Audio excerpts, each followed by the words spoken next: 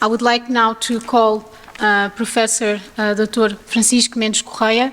Professor Mendes Correia is a professor at the Faculty of Law of the University of Lisbon, where he teaches banking, securities law, as well as commercial and company law, and has authored many publications in this domain. Professor Francisco is also an off-counsel in the law firm Servo & Associados in the financial and governance team. Professor Mendes Correia will make his presentation on the licensing principle in banking law. Professor Mendes Correia, the floor is yours. Thank you very much. Good morning. I would like to begin by thanking the organizers of this conference for inviting me here today. Thank you, Professor Dr. Dário Moura Vicente, Professor Diogo Pereira Duarte, and Dr. Catarina Granadeira. I would also like to say that it's a great honor to share the table with Professor Christos Gortsos, Dr. Hugo Moreira dos Santos, and Dr. Nuno Sapateiro on such an interesting topic as fintech regulation and the licensing principle. The licensing principle in banking law is challenged cyclically. Currently, the reasons, as said by Professor Gortsos, behind this challenge mainly stem from the entry of new players in banking activity with new products based on the intensive use of technological solutions. But more than 20 years ago, in 1999, an author as influential as Tommaso Padoa-Schioppa was already asking whether licensing banks was still necessary. The first lines of this lecture by Padoa-Schioppa remain timely, and I'm quoting, "Financial and technological innovation is fostering competition in the supply of services once provided only by banks. Both facts and ideas are moving towards an erosion, if not an abandonment, of the licensing principle. The entry of new players on the business of supplying bank-like products and the increasing reliance on electronic channels for their distribution is challenging the belief that strict controls over entry into the banking business are really needed." End of quote. Now, as then, the main arguments for challenging the licensing principle in banking law appear to emerge from several but interconnected ideas.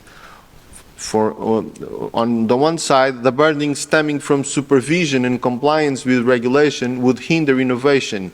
New entities would face a barrier entering the market, and authorized financial entities would have to devote unnecessary resources to compliance. Also, the possibility of real-time, cost-efficient and continuous online interaction would allow consumers to choose between competing offers of financial services, and with unlimited access to information granted by the Internet, the choice of a provider of financial services should be a market choice and not a top-down imposition. Also, in certain areas like payments and lending, peer-to-peer solutions should be favored because they would eliminate an intermediation level with efficiency and participation gains. Of course, that any given levels of supervision and regulation pose efficiency questions. Are these the proportionate levels of supervision and regulation for the benefits that are being pursued in a certain system? But I would argue that efficiency issues in banking supervision and regulation can only be discussed if the benefits and risks of financial intermediation are considered. These are the chosen topics for my presentation. As Tommaso Padoa-Schioppa concluded 20 years ago, I also believe that the licensing principle should be both restated and strengthened because of the benefits of financial intermediation, but also because of the risks it poses. I shall argue that the social benefits emerging from banking cannot be fully achieved in a disintermediated manner, and that the risks emerging from banking are better monitored, mitigated and controlled through an identifiable entity as a point of entry, which presupposes a licensing principle. So, let's begin by the benefits of banking intermediation. The conventional theory of banking, and the one that has attracted the most adherents, is the financial intermediation theory, stating that the core activity of a bank is to collect deposits from savers and to make loans for borrowers.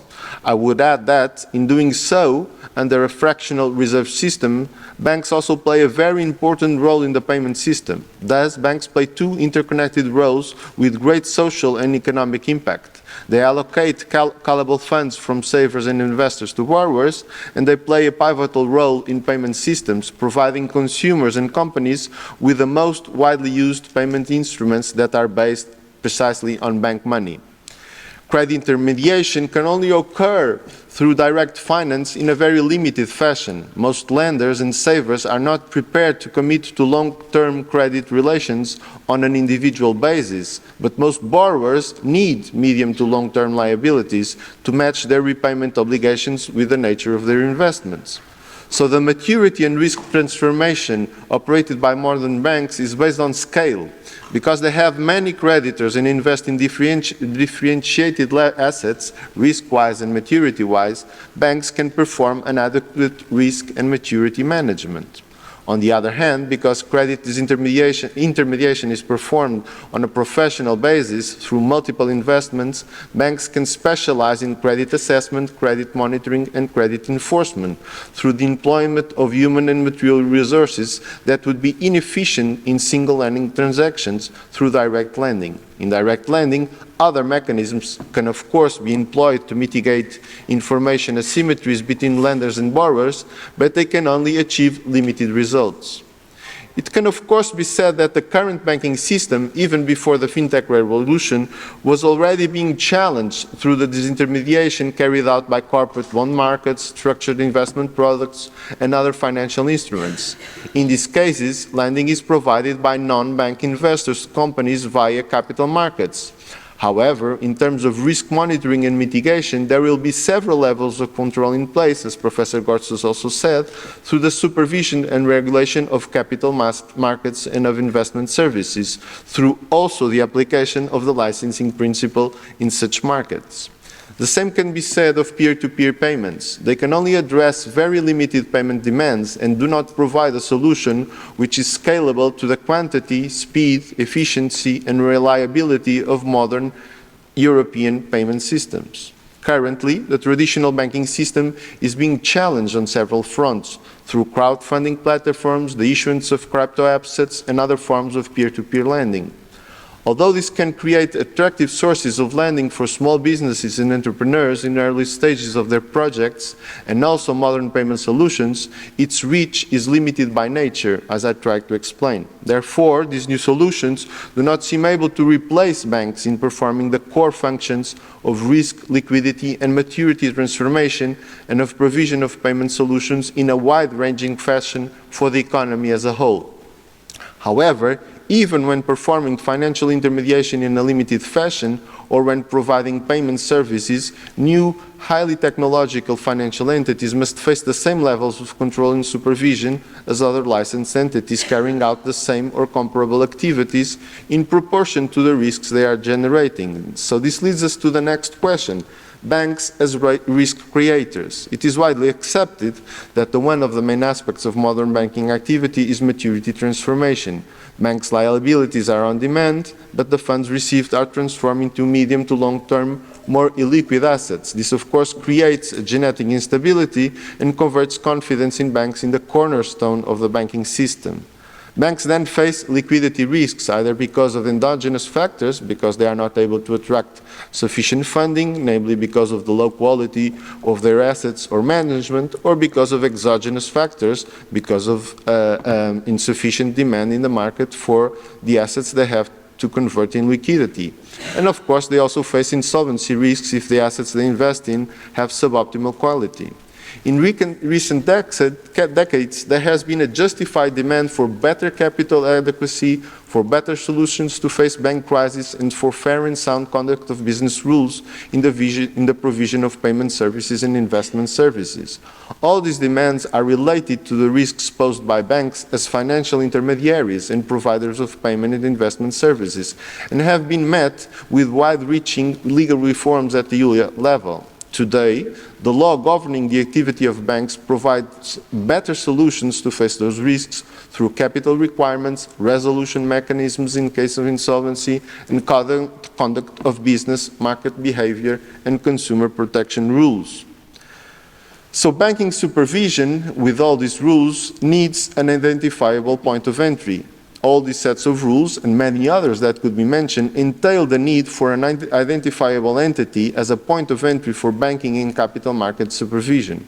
rules must be addressed to an identifiable entity upon which obligations on capital adequacy, liquidity, sound and prudent management, organization structures, resolvability in case of insolvency, conduct of business, market behavior, consumer protection, and other matters will be placed. In my view, it is somehow paradoxical to demand more from banks, enhancing the rules applicable to their activity because of the risks they pose to the financial system, and to throw into question their applicability to new forms of financial intermediation that pose the same or comparable risks only because they are based on the intensive use of technology. This does not mean, of course, that all entities should face the same capital requirements or other sets of rules once the licensing principle is applied. To give an example, it is reasonable to submit payment institutions to less stringent capital requirements when compared to banks because payment institutions do not pose the same risks as they cannot use the funds received from clients to invest in their own name and for their own account. But because of the principle at stake, same risks, same rules, the markets in crypto assets regulations should be applauded for requiring the licensing and supervision of crypto asset issuers, creating the same risks as payment institutions. Better and more stringent rules on capital adequacy, resolvability, and conduct of business should be applauded, no doubt about that, but the licensing principle for banking activities should be both restated and strengthened, in the words of Padua Schioppa, which I make my own.